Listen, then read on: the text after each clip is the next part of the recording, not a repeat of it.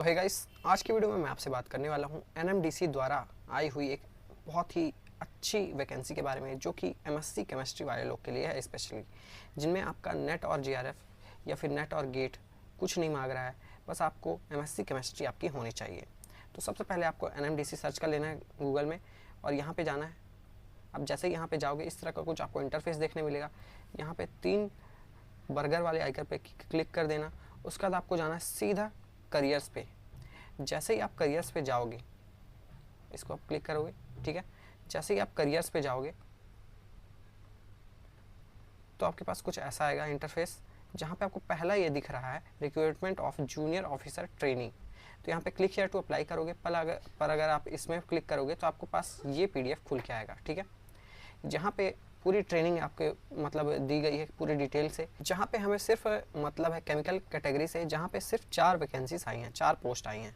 तो सबसे पहले बात कर लेते हैं कि रिक्वायरमेंट क्या होती है और एक्सपीरियंस क्या है लग रहा है, ठीक है। तो यहाँ पे अगर आप देखोगे तो हम 2 जगह पे अप्लाई कर सकते हैं, जहाँ पे हमारे पास PG डिग्री होनी चाहिए, मतलब कि मास्टर डिग्री होनी चाहिए इन्वायरमेंटल में, और केमिस्ट्री में मैनेजमेंट ऑफ ये सब फलाना ठिकाना अपने को सोचना नहीं, हम केमिस्ट्री वाले, हमें केमिस्ट्री से मतलब है। तो यहाँ पे केमिस्ट्री में हमारे पास होनी चाहिए। और दूसरा जो हमारे पास है केमिकल कैटेगरी में MSc केमिस्ट्री होनी चाहिए, ठीक है, रिकॉग्नाइज यूनिवर्सिटी से, ठीक है, आप जिसकी। और यहाँ पे एक चीज़ यहाँ पे देखने वाली ये है कि यहाँ पे कोई एक्सपीरियंस नहीं लिखा है, ठीक है। मतलब कि आप क्या कर सकते हो, फ्रेशर भी अप्लाई कर सकते हो। अगर आप फ्रेशर हो तो अप्लाई कर सकते हो, ठीक है। मैक्सिमम एज यहाँ पे 32 ईयर्स है, ठीक है। और रिलैक्सेशन मिल जाएगा 5 साल का SC/ST के लिए और PWD के लिए, या फिर OBC के लिए मिलेगा आपको 3 साल का रिलैक्सेशन। ये बात आपको जाननी है, ठीक है। पोस्ट का नाम क्या है, जूनियर ऑफिसर ट्रेनी, केमिकल में हम कर रहे हैं। अगर आपके पास डिप्लोमा है तो आपको 18 मंथ की ट्रेनिंग होगी। अगर आप डिग्री होल्डर हो, मतलब आप MSc है आपके पास, तो आपको सिर्फ 12 मंथ की होगी, जहाँ पे आपको 12 महीने तक 37,000 मिलेगा। फिर उसके बाद आपकी 37,000 से 1,30,000 तक पे स्केल जाने वाली है, मतलब बेसिक पे scale 37 plus HRA plus other allowance मिलके ये हो जाती है 50-60 के अराउंड, ठीक है। मतलब कि शुरू से ही आपके पास अच्छा खासा पैकेज आने वाला है, अगर आपने इस वैकेंसी में आपने अपनी जगह बना ली। फिर से एक बार देखते हैं, इन्वायरमेंटल में MSc केमिस्ट्री वाले की सिर्फ एक ही पोस्ट है, ठीक है।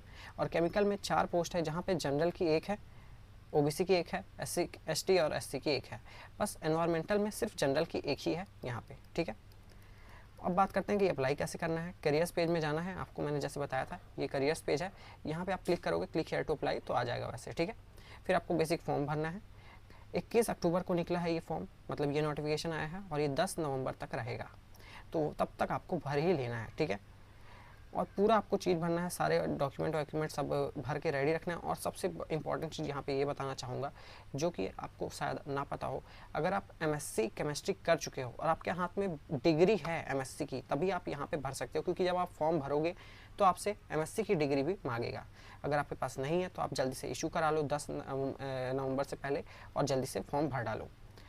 250 रुपये की फ़ीस लगने वाली है जनरल के लिए। SC/ST के लिए कोई फीस नहीं है, एज़ यूजुअल UPI क्रेडिट या फिर नेक बैंडिंग से आप कर सकते हो, ठीक है। और ये नॉन रिफंडेबल है, मतलब कि एक बार भर गए तो फिर भर गया। इनमें आपसे ये सारी चीज़ पूछे जाएंगे, रिसेंट फोटोग्राफ और सिग्नेचर तो पूछेगा ही, 10th 12th क्वालिफिकेशन मतलब कि MSc का, और कास्ट का अगर हो तो कास्ट सर्टिफिकेट भी लगने ही वाला है, ठीक है। उसके बाद ये 2 तरह के टेस्ट होंगे, एक ऑनलाइन टेस्ट होगा कंप्यूटर बेस्ड, उसके बाद होगा सुपरवाइजरी स्किल टेस्ट। अगर आप इनमें मैक्सिमम 100 मार्क्स का है, अगर आप इसमें 50 मार्क्स लाते हो तब आप सेकंड टेस्ट के लिए एलिजिबल होगे, ठीक है। यहाँ पे वही लिखा है, हिंदी और इंग्लिश लैंग्वेज में होगा ये टेस्ट। देखो यहाँ पे लिखा है, देखो, the candidates will be called for supervisory skill test on the basis of performance in their CBT test, मतलब आपका CBT टेस्ट में अगर अच्छा आएगा तभी आपको बुलाया जाएगा, जहाँ पे आपको 50 नंबर लाना है। अगर आप EWS या फिर अनरिजर्व कैटेगरी से हो, SC/ST और OBC के लिए या फिर PWD के लिए ये 40 मार्क्स है, और OBC के लिए 45 मार्क्स। तो ये आपको बस ये ध्यान रहना है।